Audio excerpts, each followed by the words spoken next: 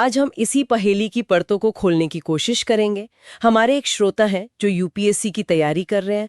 उन्होंने हमें एनसीईआरटी की समाजशास्त्र की किताब अंडरस्टैंडिंग सोसाइटी भेजी है। अच्छा। और हम इसके पहले अध्याय सामाजिक संरचना, स्तरीकरण और समाज में सामाजिक प्रक्रियाएं पर एक गहरी नजर डालने वाले हैं। हमारा मिशन सिर्फ इन भारी भरकम शब्दों को समझना नहीं है, बल्कि ये देखना है कि यूपीएससी इन विचारों को असल परीक्षा में कैसे परखता है। बिल्कुल, क्योंकि ये सिर्फ किताबी बातें नहीं हैं। ये वो औजार हैं जिनसे हम अपने समाज के कह सकते हैं एक्सरे को पढ़ सकते हैं।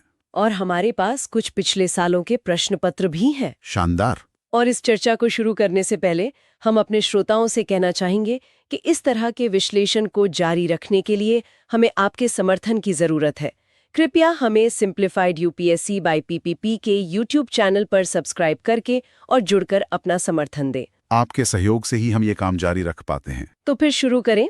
सबसे पहले इस शब्द सामाजिक संरचना को ही पकड़ते हैं। किताब में एक इमारत का उदाहरण दिया है। सुनने में तो बड़ा सरल लगता है। हाँ, उदाहरण सरल है, पर इसके पीछे का विचार बहुत गहरा है। सोचिए, सामाजिक संरचना एक अदृश्य आर्किटेक्ट की तरह है।